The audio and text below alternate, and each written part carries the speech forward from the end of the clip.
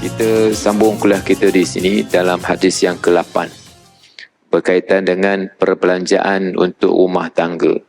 Seingat saya telah mengulas hadis ini dalam kuliah yang lalu, tapi saya ingin mengulas sekali lagi hadis ini kerana ada isu dalam sehari dua ni berkaitan dengan kewajipan ketaatan isteri kepada suami yang agak nak kata kecoh taklah, tapi di kalangan asatizah kami melihat ini ada salah faham juga yang berlaku. Bismillahirrahmanirrahim. Assalamualaikum warahmatullahi wabarakatuh. Alhamdulillahi rabbil alamin, wassalatu wassalam ala rasulihil amin sayyidina wa maulana Muhammad khatamil anbiya wal mursalin wa ala alihi wa ashabihi wa man ihtada bihadihi wa istanna bisunnatihi ila yaumiddin, amma ba'd. Yang dimuliakan Tuan Nazir Masjid, hormati ahli jawatankuasa, Tuan Imam, para pegawai masjid, seterusnya tuan-tuan, puan-puan, muslimin, muslimat yang dirahmati Allah Subhanahu wa ta'ala. Alhamdulillah, syukur kita kepada Allah Subhanahu wa ta'ala pada pagi ini dapat kita menunaikan kewajipan kita sebagai orang Islam, dan kita melapangkan masa kita pada pagi ini untuk berada di rumah Allah Ta'ala ini. Mudah-mudahan Allah Ta'ala memberkati, memberikan kepada kita rahmat, keampunan, dan menjadikan kita orang yang istiqamah dalam melakukan amal kebajikan. Tuan-tuan, puan-puan yang dirahmati Allah, sebelum saya meneruskan kuliah pada pagi ini, marilah sama-sama kita mendoakan untuk rakan-rakan kita, saudara yang se-Islam dengan kita yang berada di Palestin buat masa ini, yang telah berlakunya pertempuran sejak semalam, di mana serangan yang sebelum ini dilakukan oleh orang Israel terhadap orang Palestin ataupun rakyat Palestin, pada semalam berlakunya serangan balas daripada umat Islam di Palestin ke atas orang Israel, sehingga ramai orang Israel dan juga khususnya tentera-tenteranya yang berjaya ditawan oleh orang Islam.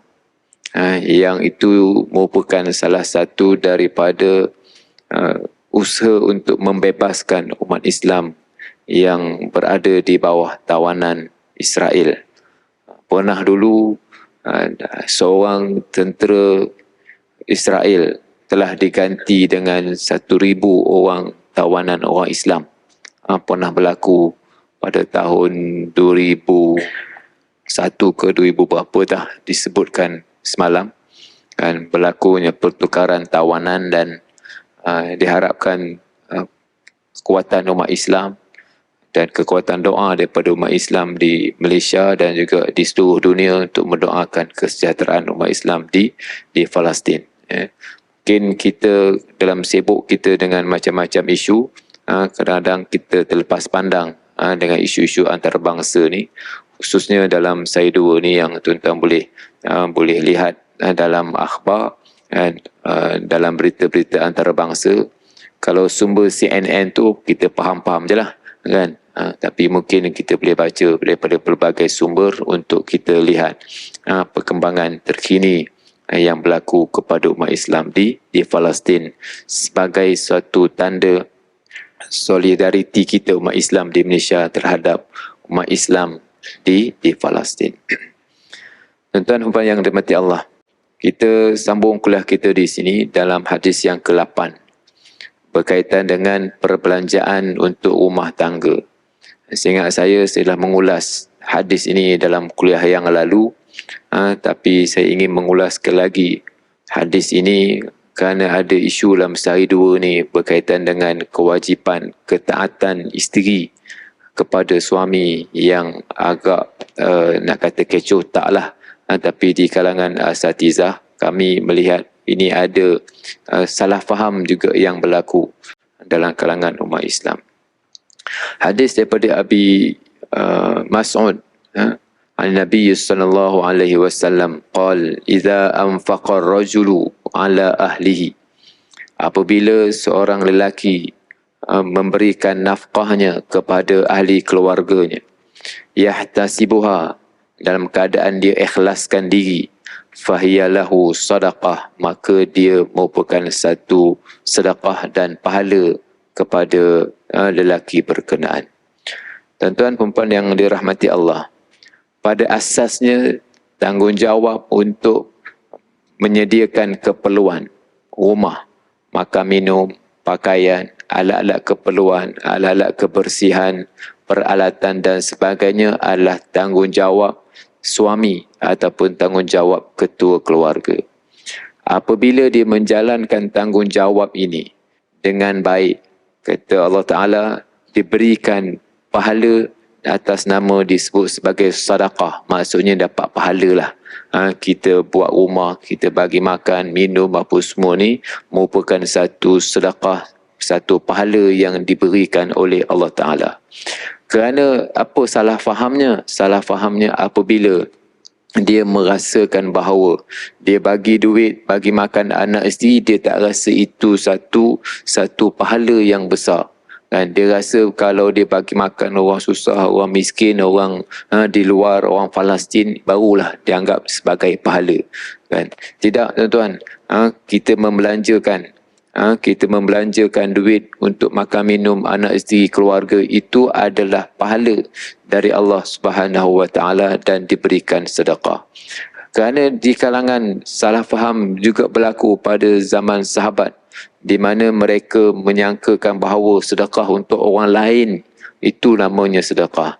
Nabi sebut wabda biman ta'ul, kamu mulakan nak memberi itu kepada mereka yang di bawah jagaan.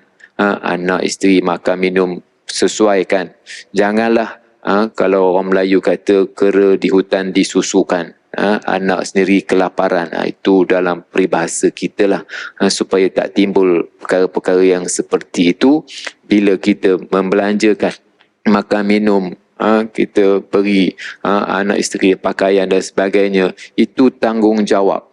Walaupun nama tanggungjawab, kita diberikan pahala oleh Allah Subhanahu Wa Taala. Tak nanti sedekah baru dapat pahala, tak nanti derma, tak nanti kita buat sumbangan, kerana itu juga adalah sedekah. Yang kedua, tuan-tuan yang dirahmati Allah, salah faham yang kedua berkaitan dengan nafkah ini. Kan, bila suami memberikan nafkah, dia menjalankan tanggungjawabnya, maka dia perlu mendapat haknya. Dia ada dua perkara kat sini. Satu dinamakan hak, satu dinamakan dengan tanggungjawab. Hak, benda yang dia perlu dapat. Tanggungjawab, benda yang dia kena buat. Hak, benda yang dia perlu dapat. Apa yang suami perlu dapat bila dia menjalankan tanggungjawab. Dia bagi nafkah, dia bagi duit, dia bagi makan, dia bagi minum, disediakan rumah. Itu tanggungjawab dia. Bila dia menjalankan tanggungjawab ini, maka dia berhak. Apa yang dia berhak? Dia berhak mendapat ketaatan daripada isteri. Berhak mendapat ketaatan daripada isteri.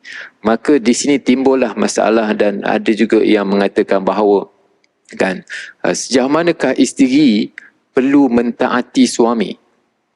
Kalaulah suami minta buat air, adakah wajib isteri menyediakan air?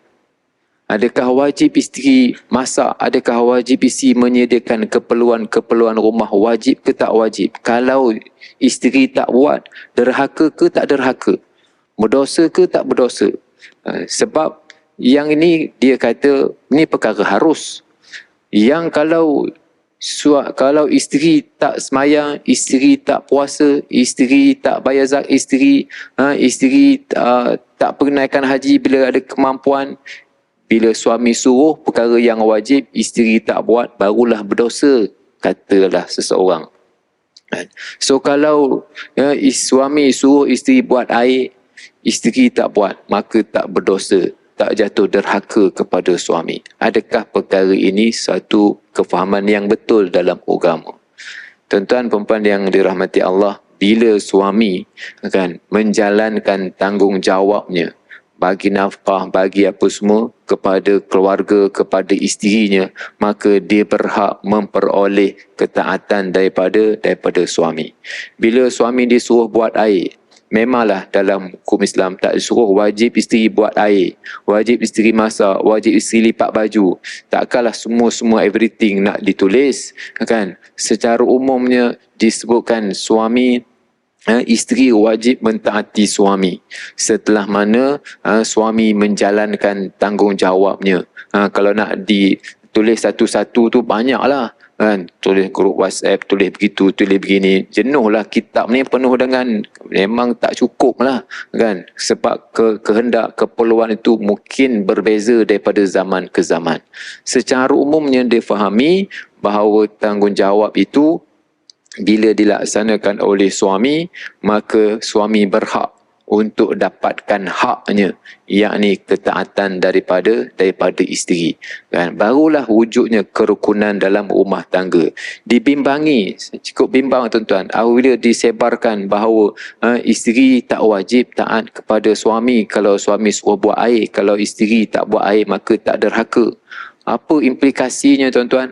Kalau berlakunya perbalahan dalam rumah tangga, salah faham dalam apa-apa perkara lah tuan-tuan. Kau dengar tak dia kata, adalah ni berkata tak wajib isteri taat kepada suami, suruh buat air, suruh basuh baju. Oi, macam kalau benda tu berlaku dalam rumah tangga bergaduh, refer kepada pandangan yang salah, jadi satu isu. Sebab benda tu kadang viral, bila viral ni dia jadi isu lah, kan? Jadi tuan-tuan perempuan yang dirahmati Allah, asas dalam rumah tangga, nafkah ini dibayar ataupun ditanggung oleh suami.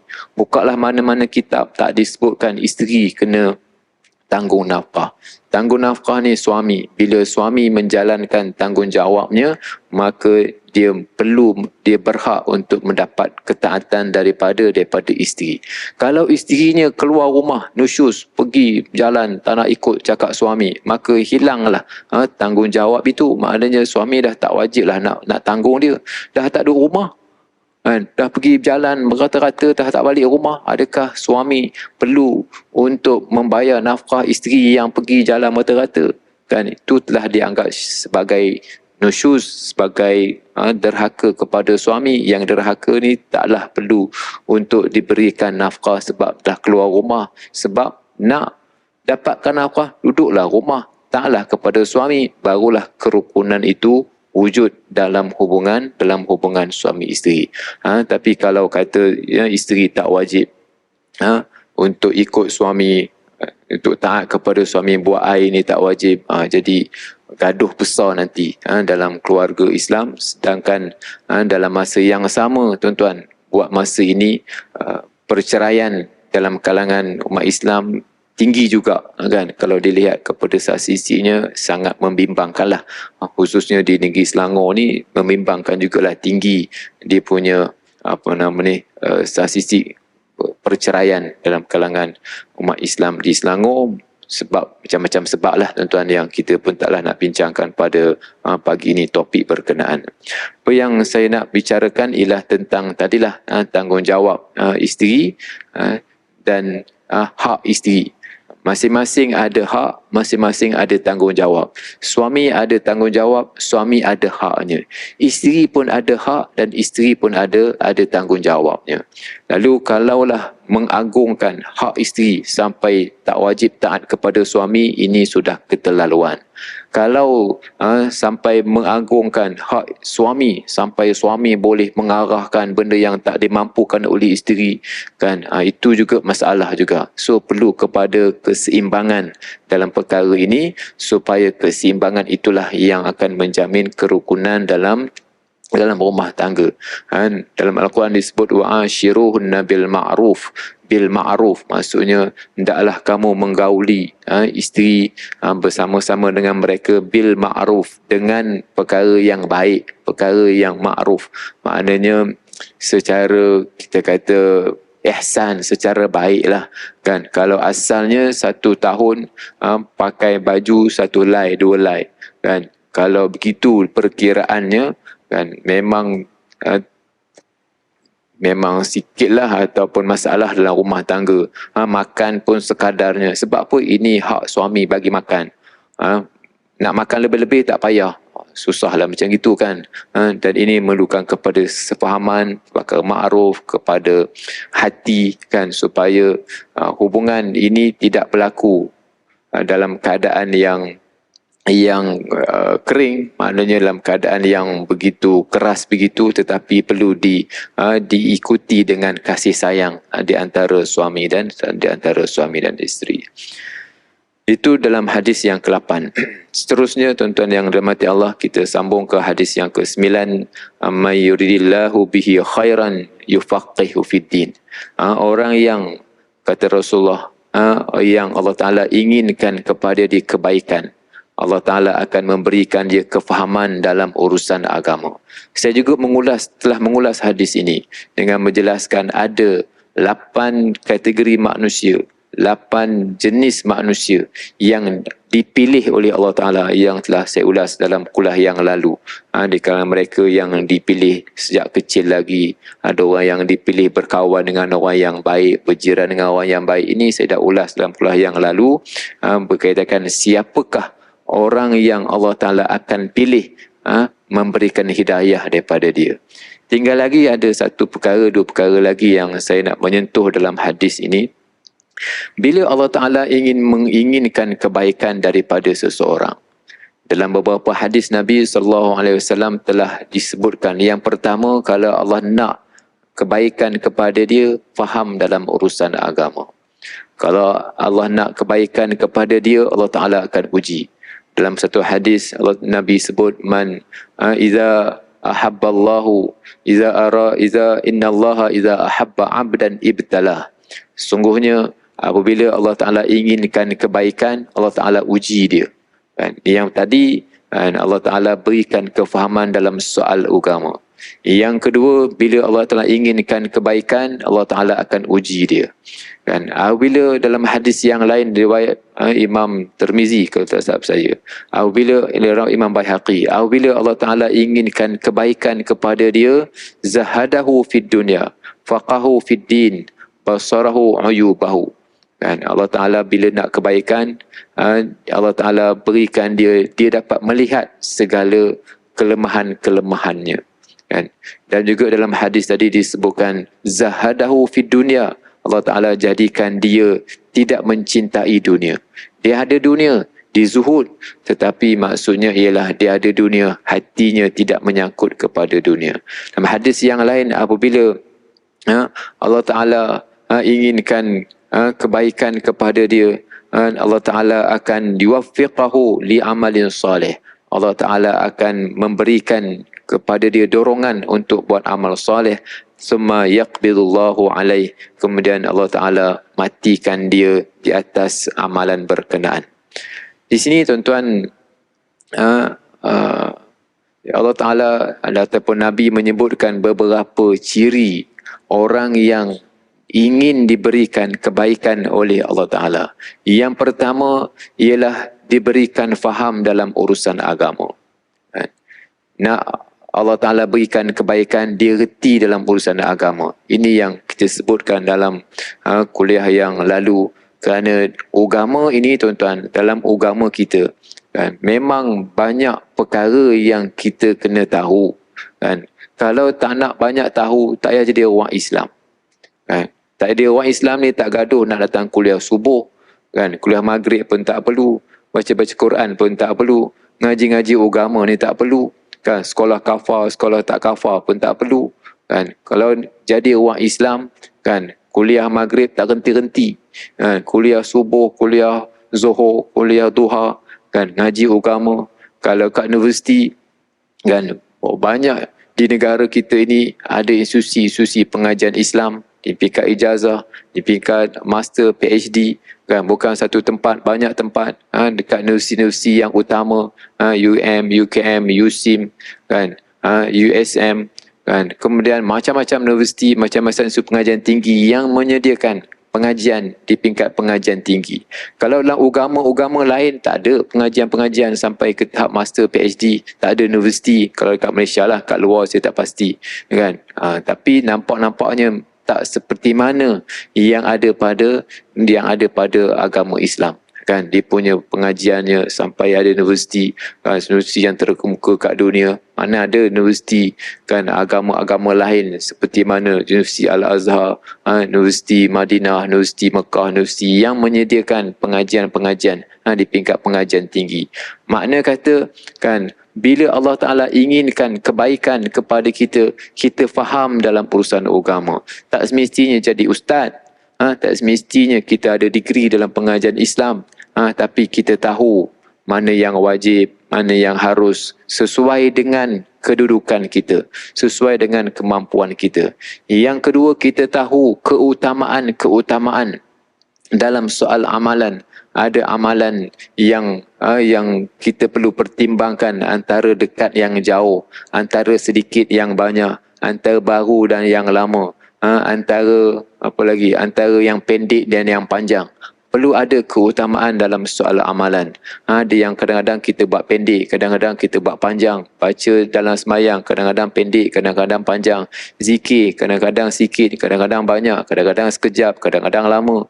Kan? Nak bagi nafkah, kadang-kadang kita bagi sikit, kadang-kadang kita bagi banyak. Ini semua keutamaan dalam amalan, yang ini tanda kita faham dalam urusan agama. Kemudian tuan-tuan yang dirahmati Allah, bila yang kedua, bila Allah Ta'ala inginkan kebaikan kepada seseorang, Allah Ta'ala datangkan minat. Minat kepada perkara baik. Ini yang disebutkan dalam hadis Imam Tirmizi. Za aradallahu bi 'abdi khairan ista'malahu. Bila Allah Ta'ala inginkan kebaikan kepada seseorang, Allah Ta'ala telah menggunakannya. Macam mana kata sahabat? Yuwaffiqahu li amalin salih. Allah Ta'ala datangkan dia minat kepada perkara baik, dilorongkan kepada perkara yang baik, li amalin salih, kepada amal soleh. Dia rajin datang kuliah agama, rajin buat perkara yang baik. Summa yaqbidu alaih, kemudian dia dimatikan oleh Allah Ta'ala di atas perkara yang baik berkenaan. Bukanlah maknanya dulu baik kemudian bila dah nak ujung hayat jadi tak baik, jadi lara, jadi bukan-bukan, kemudian mati di atas perang. Itu haru, tuan-tuan. Jadi dalam hadis disebutkan bahawa bila Allah Ta'ala inginkan kebaikan, kan, dilorongkan kepada dia untuk melakukan amal baik. Maknanya minat kepada perkara agama, summa yaqbidu alaih, kemudian dimatikan ke atasnya. Kemudian yang ketiga, tanda Allah Ta'ala inginkan kebaikan kepada kita juga ialah, kan, bila diberikan ujian dalam kehidupan kita, kan.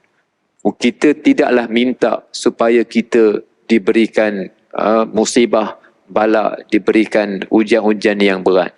Tetapi memang Allah Ta'ala memberikan taklifan dan tanggungjawab kepada kita, kan. Diberikan tanggungjawab, diberikan susah, diberikan halangan, kan. Diberikan sakit-sakit sikit-sikit, dan kita doakan supaya kita diberikan takdir yang baik.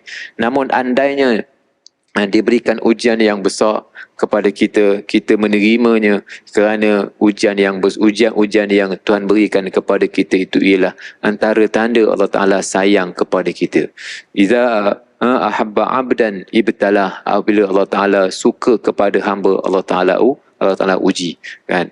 Namun kita, sekali lagi, kita tak minta supaya kita mendapat musibah-musibah. Kita na'udzubillah, kita minta lindung. Tapi kalau itulah takdir yang Tuhan tentukan, apa kita boleh buat? Kita mengambil positif, kerana di atas ujian itulah, di atas musibah itulah yang menyebabkan kita zikir dekat Tuhan. Di atas musibah itulah kita rajin berderma. Di atas musibah itulah kita teringat Tuhan. Kalau tak ada, tak teringat Tuhan, kan. Maka itu antara positif yang kita boleh lihat apabila Allah Ta'ala menguji manusia. Yang keempat, tuan-tuan, bila Allah Ta'ala inginkan kebaikan kepada dia, kan, basara uyubahu, dia dapat melihat kelemahan-kelemahannya. Bila Allah Ta'ala inginkan kebaikan, dia dapat melihat kelemahan-kelemahan dirinya. Kan, bukan kelemahan orang lain. Kelemahan orang lain tu ialah itu orang lain lah. Kan, mungkin perlu dia nak tengok dia dapat itu ada keperluan tu silakan. Tapi yang paling penting ialah dia tahu kelemahan dirinya. Kan, dia tahu dia ni tak reti agama. Dia tahu dia ni tak pandai baca Quran.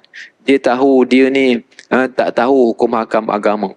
Dia tahu bahawa dia ni ada kelemahan-kelemahan dari sudut percakapan, dari sudut dia ni bongkak, dia ni dengki kat orang, dia ni hatinya begitu. Dia tahu kelemahan diri. Bila dia tahu kelemahan diri, dia sedar dan berusaha untuk mengubati di hatinya, untuk berbuat sesuatu bagi mengatasi kelemahan berkenaan. Ini tanda Allah Ta'ala inginkan kebaikan kepada seseorang. Jadi di atas tanda-tanda inilah kita perlu melihat diri kita daripada 4 perspektif ini, 4 tanda ini. Yang pertama, bila Allah Ta'ala inginkan kebaikan, inginkan kita faham dalam urusan agama. Sejauh manakah kita faham dalam urusan agama? Retilah sikit-sikit, kan? Janganlah macam contoh yang saya berikan dulu, kita ambil semayang dalam cebok. Ambil semayang dalam cebok kah? Aduh, kan? Maknanya kita ni tak faham lah dalam urusan bab ambil air semayang. Ambil semayang dalam cebok. Ini masalah, contohlah, kan? Dalam urusan-urusan yang lain banyaklah contoh-contoh yang lain.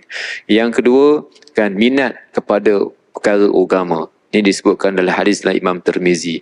Yang ketiga ialah diberikan ujian oleh Allah Ta'ala. Itu tanda bahawa Allah Ta'ala suka dan sayang kepada kita. Dan yang keempat, bila kita dapat melihat kelemahan-kelemahan diri kita. Bab ujian ni, tuan-tuan, kalaulah kita ada pekerja, kan, ataupun kita ada anak, kita buat tak tahu, kan, kita buat tak tahu. Maknanya, kan, kalaulah kita buat tak tahu tu, kadang-kadang kita tak suka, kita rasa tak peduli kepada dia. Tapi kalau orang yang kita suka, kita rajin panggil dia, kita suruh dia buat ni sikit, kita bagi upah kat dia, kan. Jadi bila kita disuruhkan sedemikian, contohlah ayah rajin apa-apa disuruh kita, apa-apa semua kat kita, apa-apa je dia call kita lah, yang lain tu dia tak call. Masalahnya kita rasa itu alhamdulillah tanda bahawa ayah sayang kepada kita, kan. Kenapa dia sayang? Dia selalu panggil, dia selalu cakap, dia selalu ni. Tanda dia ambil peduli. Bukan buli. Ini bukan buli. Ini adalah maknanya tanda kasih sayang. Dia bagilah upah sikit, dia bagilah senang sikit. Dan di atas khidmat itulah diberikan pahala oleh Allah Subhanahu Wa Taala. Kan, sama juga bila diberikan sedikit-sedikit ujian, itu mungkin tanda Allah Ta'ala suka, Allah Ta'ala sayang, Allah Ta'ala ingat. Tapi kalau langsung tak sakit-sakit langsung, kalau kuat langsung, kalau tak ada rugi-rugi langsung, kalau semua berjaya belaka, kan, bukanlah kita nak rugi, tapi bimbang, takut-takut, ini tanda Allah Ta'ala tak peduli kepada kita. Bimbang juga macam itu, kan. Janganlah rasa bangga, saya berniaga tak pernah rugi, Ustaz, kan. Saya ni umur dah 70 tak pernah sakit, masuk hospital sehari pun tak pernah, kan. Bukan kita minta masuk hospital, kita bimbang-bimbang bila tak ada apa-apa yang berlaku, kan. Bimbang juga, takut Allah Ta'ala tak suka, kan, Allah Ta'ala tak peduli, dan tiba-tiba nanti kalau mati, kan, kalau mati jadi apa nama ni, dalam keadaan yang tergesa-gesakan, jadi bimbang, takut takut nak sebab nak taubat. Tuan-tuan yang dirahmati Allah, seterusnya disudahi hadis ini, innamal ilmu bitta'allum. Sesungguhnya ilmu ini dengan belajar. Ilmu dengan belajar. Belajar ni dengan macam-macam cara lah, tuan-tuan. Belajar dengan macam-macam cara, kan. Ada yang jarak dekat, ada yang jarak jauh, ada yang mendengar, ada yang mengajar, ada yang kelas formal, ada yang kelas tak formal. Itu masing-masing dengan cara belajar masing-masing. Ada yang kelas untuk orang tua, ada yang kelas untuk kanak-kanak, ada yang kelas secara formal. Itu masing-masing cara belajar. Tapi saya boleh simpulkan, tuan-tuan, bila disebutkan dalam hadis ini, innamal ilmu bitta'allum, ilmu ini dengan belajar, saya simpulkan dengan 2 perkara. Satu, kan, ada ilmu dan tarbiyah. ilmu dan tarbiyah. Ada satu ilmu kita tahu sahaja, kan, tetapi tidak mendidik, kan. Ilmu ni, kan, dia punya matlamat ilmu ialah untuk menjadikan kita beramal dengan ilmu, bukan sekadar tahu. Ni matlamat daripada ilmu, kan. Ada 7 sebab, mungkin saya ulas dalam kuliah yang akan datang lah, bagaimana ilmu yang bermanfaat, kan. Tapi pada prinsipnya saya bagi kepada 2. Satu yang dipanggil dengan ilmu dan tarbiyah, dan satu yang kedua ilmu sahaja, kan. Kenapa saya bagikan begini, tuan-tuan? Sebab matlamat ilmu ialah untuk beramal. Kita datang kuliah ilmu, datang kuliah sebegini, tuan-tuan. Bila kita datang sebegini, kita datang dengan minda yang terbuka, hati yang jernih, hati yang sedia untuk nak mendengar, hati yang sedia untuk nak dibimbing, hati yang bersedia untuk nak beramal. Maka bila kita dengar, bila kita dapat sesuatu, maka kita mungkin berusaha, kan. Datang ni menuntut ilmu. Ada satu lagi, tuan-tuan, yang ada sekarang dipanggil dengan online ataupun ODL, online distance learning, kan. Yang secara jarak jauh ataupun secara online ini, kan. Dia ada kelemahan di situ. Kelemahan di situ ialah kita dapat ilmu, kan, tetapi dari sudut tarbiyahnya dia lemah di situ, kan. Kita mengaji begini, mungkin dia punya ilmunya mungkin tak banyak, kan, tetapi kita boleh dapat di sini ialah dapat di sudut tarbiyahnya. Kenapa datang di sini kita boleh dapat ilmu dan tarbiyah?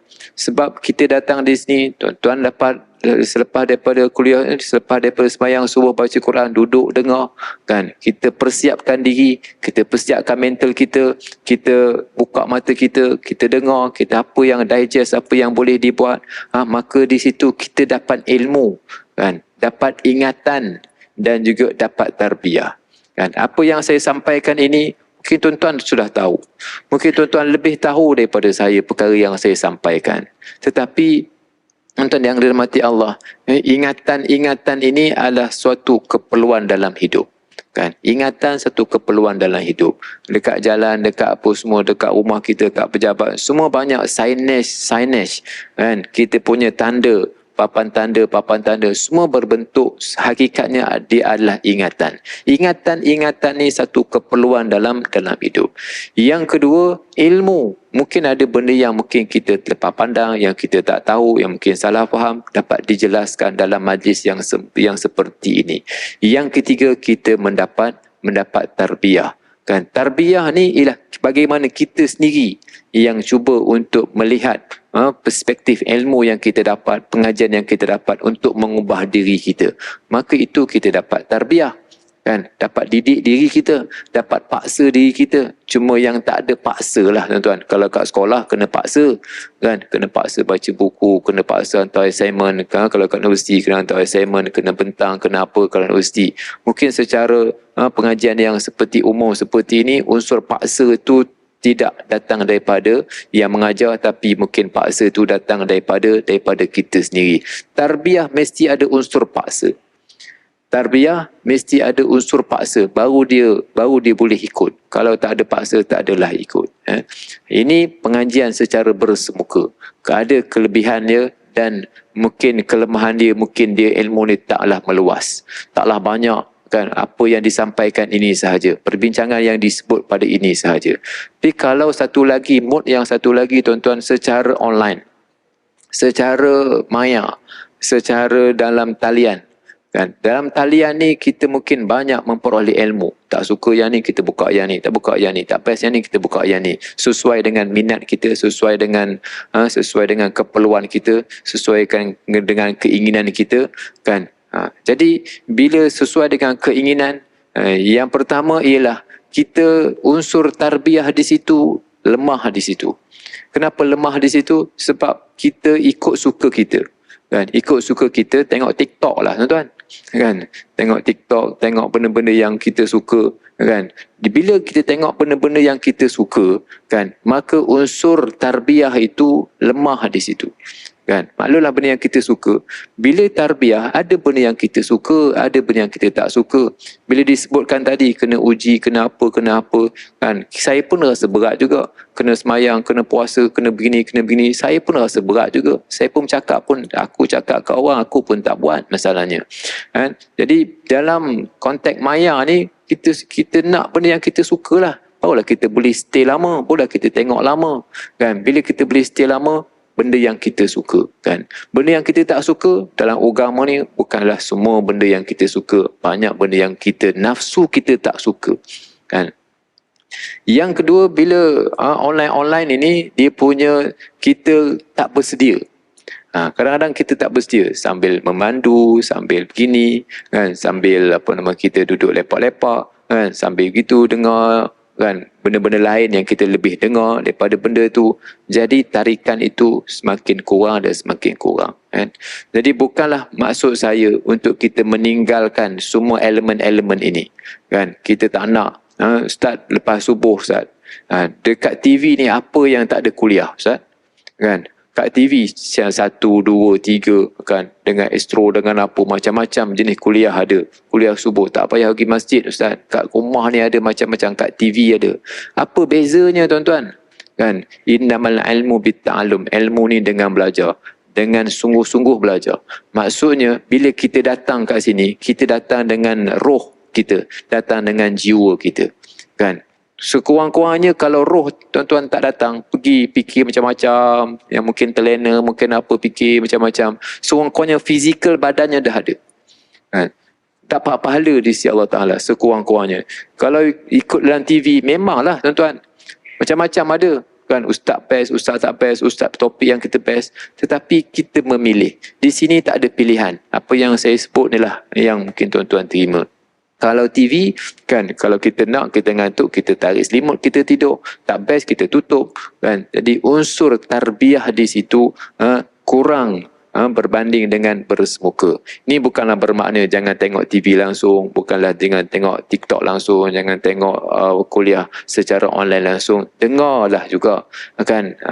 Kita ikutilah mana-mana yang kita tak boleh ikuti secara bersemuka, tapi jangan tinggalkan bersemuka ini, kerana bersemuka ini ada keberkatannya, kerana bersemuka ini ada unsur tarbiyahnya, berbanding dengan mod yang bersemaya, kan. Dia ada istilah bersemaya lah, kan. Satu bersemuka, satu bersemaya, dapatkan dua-dua. Diharapkan dengan dua-dua ni dapat apa tadi, dapat memahami innamal ilmu bitta'allum. Ilmu ini dengan dia berusaha untuk belajar, dan belajar ni, kan, walaupun belajar dalam bentuk yang terbuka sekarang, tetapi kita bukan soal belajar, bukan soal ilmu itu, tetapi ialah soal bagaimana menghayati ilmu berkenaan daripada level kognitif, kan, kepada level sikap, kan. Nak ubah cara berfikir satu, nak ubah sikap, ini sesuatu yang berat, yang perlu untuk kita